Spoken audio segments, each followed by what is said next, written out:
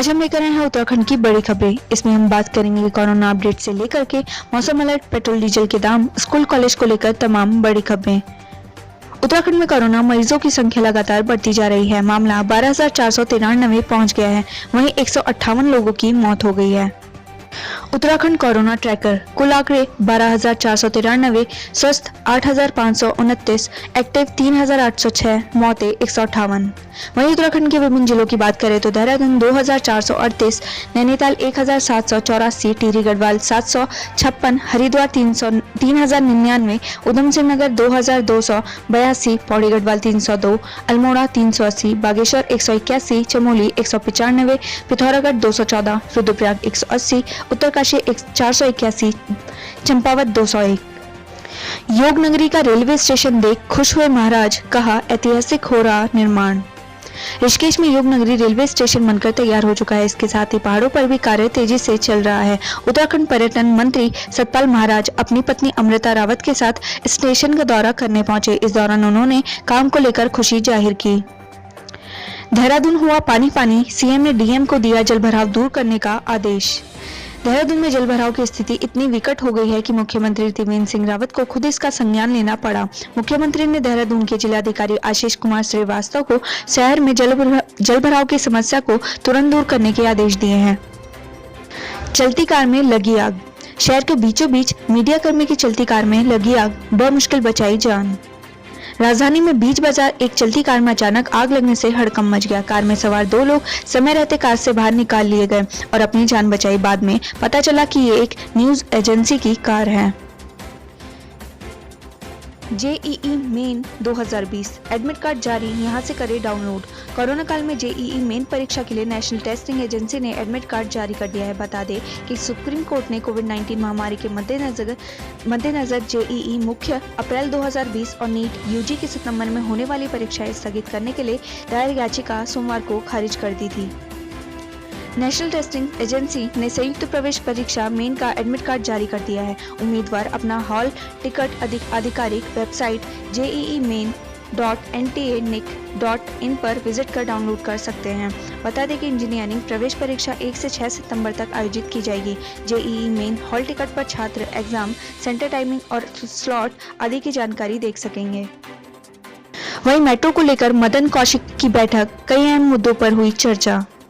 सचिवालय में शहरी विकास मंत्री मदन कौशिक की अध्यक्षता में हुई बैठक में अधिकारियों को हरिद्वार, ऋषिकेश और देहरादून मेट्रो परियोजना में तेजी लाने के लिए निर्देश दिए हैं।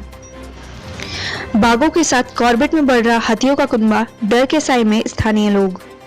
इन दिनों कॉर्बेट नेशनल पार्क में लगभग 260 से अधिक बाघ, 1200 से अधिक हाथी और 400 के आसपास लेपर्ड मौजूद हैं। वहीं दर्जनों भालू और जहरीले सांप भी कॉर्बेट नेशनल पार्क में पाए जाते हैं। देहरादून नगर निगम 2 दिनों के लिए बंद, उपनगर आयुक्त निकले कोरोना पॉजिटिव। उत्तराखंड में कोरोना के मामले लगातार बढ़ते जा रहे हैं। देहरादून नगर निगम कार्यालय में भी कोरोना ने दस्तक दे दी है। इस बार नगर निगम के उपनगर आयुक्त कोरोना पॉजिटिव निकले हैं। उपनगर आयुक्त के कोरोना पॉजिटिव निकलने के बाद पूरा कार्यालय को सैनिटाइज किया गया है। इसके साथ ही नगर निगम को भी 2 दिनों के लिए बंद भी कर दिया गया है। उत्तराखंड से दुखद खबर, 1 लाख तोक गांव में भूस्खलन, मलबे में दफन हुई महिला। भगवान ऐसे दिन किसी को न दिखाए जैसे इन दिनों पिथौरागढ़ वासियों को देखने पड़ रहे हैं।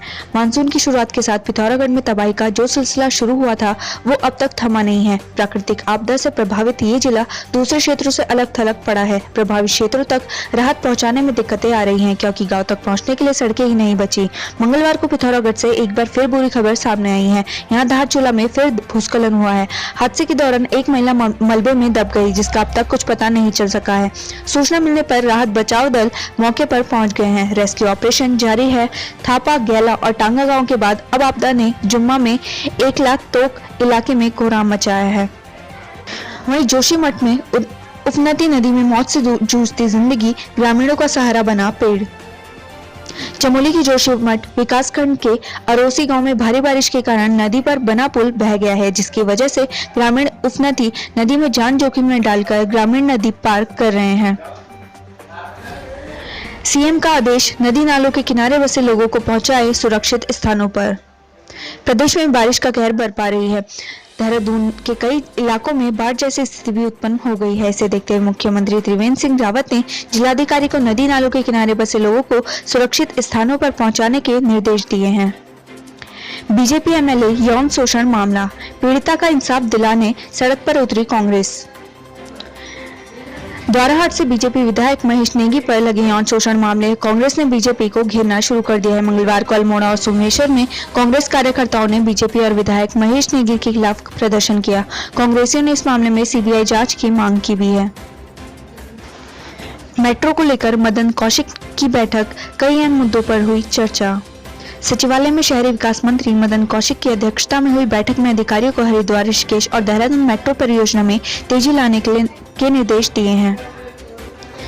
हरक ने हरदा को बताया पिटा हुआ मोहरा, कहा कुछ भूलों की नहीं होती भरपाई। कैबिनेट मंत्री व पूर्व कांग्रेसी हरक सिंह रावत ने कहा कि हरीश रावत में मुख्यमंत्री रहते हुए अहम आ गया है, इसलिए वे दोनों सीटों से चुनाव हार गए थे। कैंसर पीड़ितों के लिए राहत की खबर, एम्स ऋषिकेश में लगाई गई रेडियोथेरेपी की नई मशीन। लगातार बढ़ रहे कैंसर रोगियों की समस्या को देखते हुए एम्स प्रशासन ने रेडियोथेरेपी की एक नई मशीन स्थापित की है। इस मशीन के लगने से अब एम्स में प्रतिदिन कैंसर के 160 रोगियों का विकिरण चिकित्सा से इलाज हो सकेगा। एम्स में इलाज करवाने के लिए उत्तराखंड ही नहीं बल्कि यूपी, हिमाचल प्रदेश, बिहार और हरियाणा तक के कैंसर रोगी आते हैं। मंदिर के पास सड़क खुदाई के दौरान मिली रहस्यमय गुफा, अंदर का नजारा देख हैरानी में लोग। तस्वीरें।